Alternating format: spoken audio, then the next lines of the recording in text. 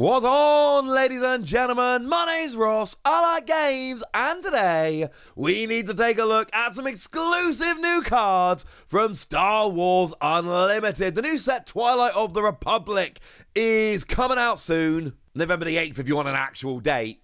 And the lovely folks at FFG have gone and given me a couple of cards to go and reveal. I like these very much, so let's start off with a harsh card, Guerilla Insurgency. Now, what we have here is an 8-cost aggression card, but actually, honestly, being an aggression card, we just had like a 170-person tournament in the UK.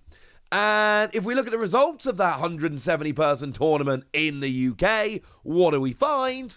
Well, the most played leader was Sabine Wren, who is aggression, and we saw a top 8 finish for Han Solo by Samuel Short, who is aggression as well. So I'm just putting it out there. We've got some aggression decks that maybe can use this.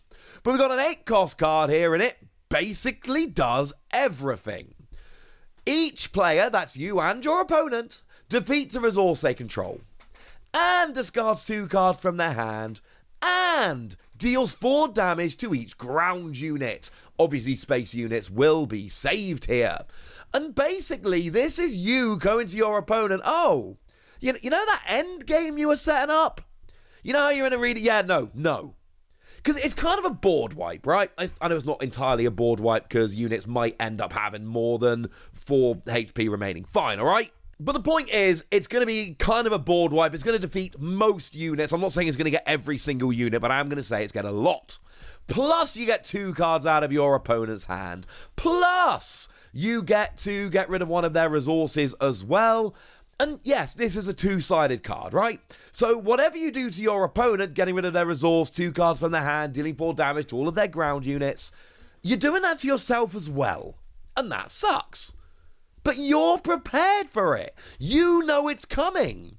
You're not going to play this card if you've got 2 cards in hand and 6 ground units out, and your opponent's got no cards in hand and no ground units. That would be silly. But you're going to play this at a point where it's going to hurt your opponent more than you. You catch them with only 2 cards in hand, they've got a 0-card hand, they're into top deck mode. You manage to find them in a situation where they've got enough ground units to finish out the game, but oh no, wait, no they don't anymore. And sometimes you will have to play this in a situation where it hurts you. That's obviously less than ideal, but you'll also be playing this in a situation where if you don't, you will lose. So yes, it's expensive, I'll give you that. And yes, it hurts you as much as your opponent, but it doesn't really. This is phenomenal. Anybody who is setting up a long-term plan to try and win the game, if they're building up for a big end game, this can be absolutely devastating. And even beyond that, if your opponent knows that this card is in your deck, and they see you have 8 resources on the board or in a position where you can play it, well, that is going to make them change the way they play. They're not going wide with ground units if they think this is a realistic possibility of hitting the board. I love this card. This card is going to devastate a lot of games, and I'm here for it, ladies and gentlemen. I am here for it. But I think I might be even more excited about Raja Raja. It's a 1-cost upgrade. That's it. Nice little cheapy 1-cost upgrade.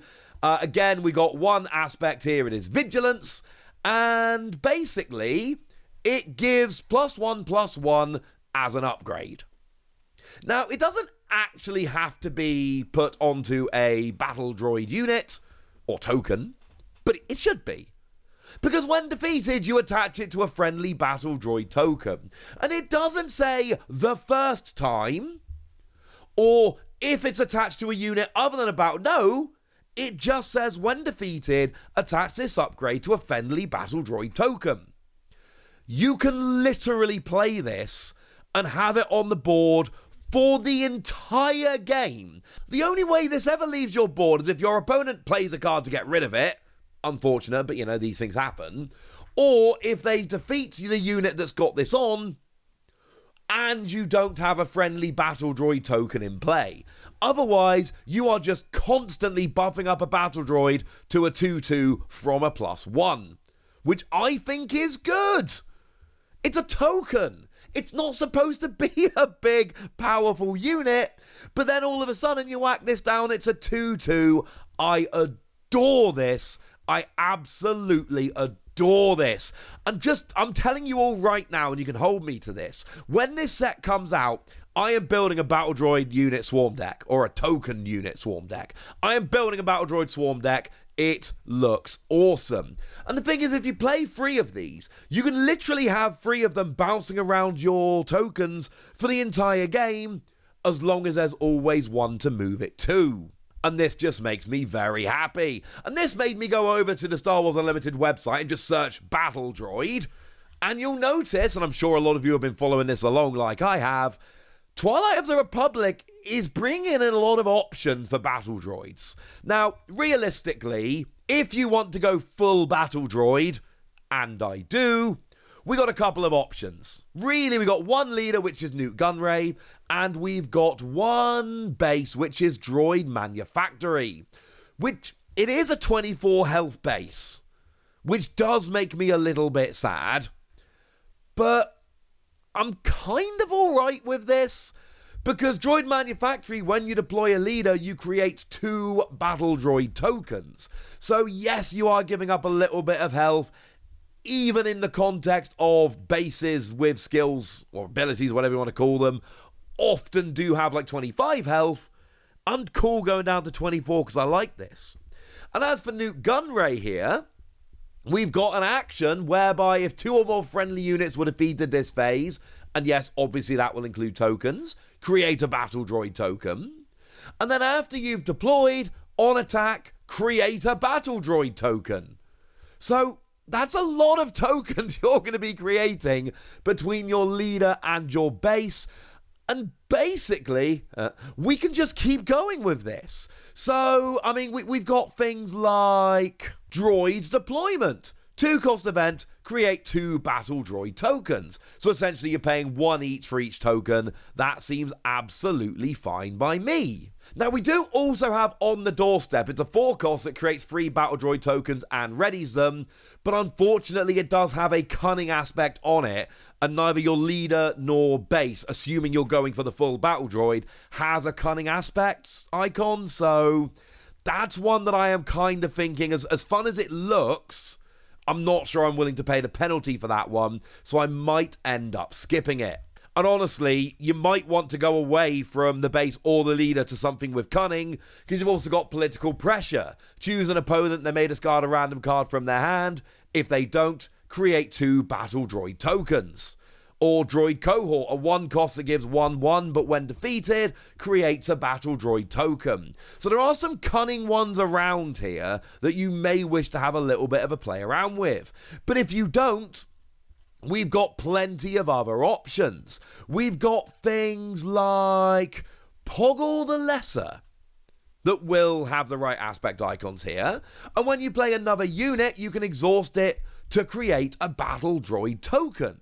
Or we got things like Battle Droid Escort, a 3-cost 1/1 that when played and when defeated creates a Battle Droid token. So you're getting 2 Battle Droid tokens and the Battle Droid Escort for free, which sounds alright to me. You're essentially paying 1 resource for each.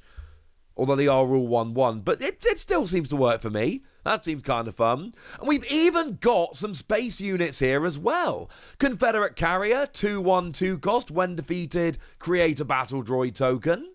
Subjugating Starfighter is a 4-cost free with Ambush that when played, if you have the initiative, create a Battle Droid token. The Invisible Hand is an 8-cost 4/7, but when played, creates 4 Battle Droid tokens, which I'm kind of alright with that. Oh, and on attack, you exhaust any number of friendly Separatist units, and you deal 1 damage to the defending player's base for each unit exhausted in this way. And yes, obviously, Battle Droid tokens are Separatist units. Or Battle Droid Legion, a 9-cost 6/5 with Exploit 2, so it can come down to a 7-cost. And when defeated, creates 3 Battle Droid tokens. I'm just telling ya, I'm getting very excited about Battle Droid Swarm in Twilight of the Republic. And maybe it's just because I got given a Battle Droid card to reveal.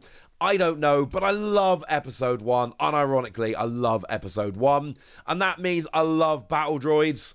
And I'm just saying, this seems kind of fun to me. I'm a little bit excited. It is definitely a deck I'm going to make and play around with until either I win everything or I decide it's actually not as good as I was hoping. Either way, now it's over to you guys. Tell me what you think of these 2 cards, how you would use them, and any other thoughts you have in the comment section. Go nuts! Be nice! And then make sure you like this video, subscribe to this channel, follow me on Twitter at @TheWasi. That's where we talk about Star Wars Unlimited and a whole bunch of other card games. But by far the most important thing, as always, look after yourselves till next time, would ya? Thank you very much for watching. My name's Ross, and you've been watching Wasi Plays.